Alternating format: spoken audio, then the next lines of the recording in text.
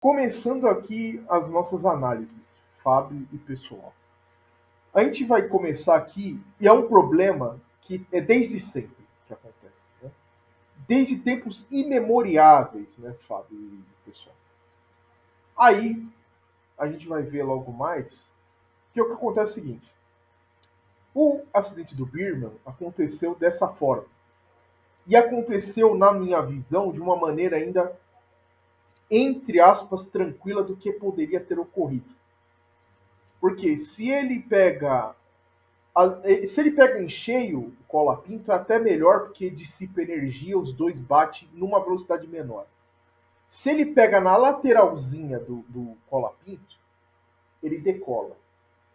E ele decola numa velocidade que não é muito saudável decolar. De forma naquele ponto em Suzuka, ele poderia ter se dado mal assim de uma forma inimaginável. E na corrida seguinte, que seria Jeddah agora, Fábio, acho que é Jeddah, né, que foi Bahrein. cancelado. Bahrein. Bom, Bahrein tranquilo. Agora, Jeddah tem algumas curvas cegas em leve subida lá, Jeddah, em alta velocidade. Meu, é Carmageddon, entendeu? Carmageddon o Não. bagulho. Jeddah não tem aclive, não. Nem declive. Tem um leve, tem uma chicane que é uma levezinha. Só do cara fazer a chicane em pé embaixo, quase, já com certeza alguns carros vão decair em velocidade. Jeddah, se eu não me É, engano, tem 23 curvas e 17 são cegas. Esse é o problema dele. sim. E tem essa, por exemplo, lembra a chicane do Mick Schumacher que ele bateu? É de É a alta. chicane. É. É É isso de mesmo. alta. Se começa a perder velocidade ali, carros diferentes de forma de perder velocidade, pode dar uma merda. Pode dar uma merda, entendeu? É aí que mora um perigo que é constante. Vocês vão ver aqui historicamente, constante. Vamos para a Alemã 55. Aqui tem um vídeo que explica, bem didático, né, Fábio, o que aconteceu em Le Mans 55. Aqui, né? Então vou deixar rolando aqui sem som, só para explicar para o pessoal. Aí, o Mike Hawthorne de Jaguar, né, número 6 vinha, ele deu o sinal para ir para o box, e nisso tinha um Austin Hurley, que era um carrinho de rua bem porcolino, né? Ele atravessa a frente do cara, freio dele a disco, né? Era uma novidade na época, só a Jaguar tinha esse freio a disco. O que ele faz para entrar no box? Dá a patada. O Austin Hurley não conseguia frear. Ele jogou o carro de novo, freio a tambor, né? Jogou o carro de novo para a pista. Quem vinha atrás era o nosso amigo Pierre Levesque. E atrás dele quem vinha? O Fangio. Então o que acontece? Nessa velocidade, a Mercedes vindo chutadaça, o Austin Haley em carro de 4 cilindros, muito lento, o cara nem viu. O cara nem viu o que aconteceu, entendeu? O Pierre Levesque não teve tempo de fazer nada. Olha aí o que aconteceu. Bum. Catapultou o carro. E aí vocês já sabem o que aconteceu, porque nós temos um episódio aqui de Le Mans 55. Né? O carro foi para o público, Pierre Levesque morreu aí na hora. Mas por que aconteceu este acidente? Por que aconteceu esse acidente? Diferença de velocidade extrema. O Austin Haley estava quanto? 170 por hora. A Mercedes estava vindo a 200, 160. 160. A Mercedes estava vindo a 250, 260 por aí. Diferença de velocidade é a coisa mais perigosa que existe em qualquer tipo de competição. Le Mans até hoje é perigoso por conta disso, porque vem um hypercar lá, monstro, Fábio, 499P, do nada tem um Porsche 911 e uma M3 brigando, lado a lado, e aí? Perigo. Aconteceu um fato em 2024. Foi a Ferrari 50 que 2024. ganhou, né? Eu vou para enumerar como que é a Le Mans hoje, né?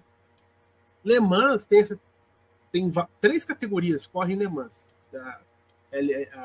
hoje, né? A Hypercar, né? LMDH ou LMH, né?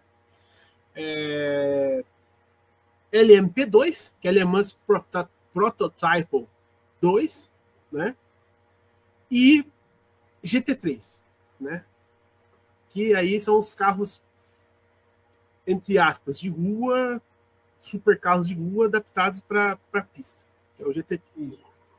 E dentro desses carros já existe diferença, porque, por exemplo, tem a 296, que é V6 turbo híbrido, tem o Aston Martin que é V12, tem a McLaren V10, tem o Porsche que é Flat Six até hoje, tem A McLaren é V8, né? a V8. É a V8 a 623. Né? É uma bosta essa 720. E tem o Porsche Flat Six, né? Tem o Mustang V8 lá, Coyote lá de 1910. Tem 1914, né? Um Mustang 1914. Bom, e os carros, os carros, os LMP2 todos V8, que é a categoria monomarca, né?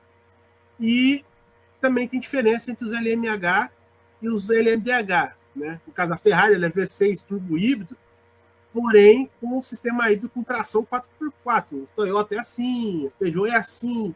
Aí tem os LMDH, que tem o BMW, o M-Hybrid, tem Alpine, que é monoturbo, é um motor de V8 monoturbo. Tem a Cadillac, que é V8 aspirado. Por que eu estou falando isso? Em 2024, aconteceu exatamente uma coisa parecida. Isso. Que foi o Kubica no 499P83, o carro amarelo da Ferrari, que ganhou em 2025 as 24 horas de Le Mans, foi disputar com o BMW M-Hybrid da mesma categoria. Hypercar.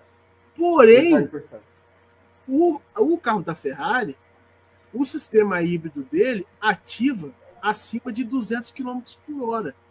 E aí ele não vira só um canhão, ele vira uma bala na reta. Virou a bala.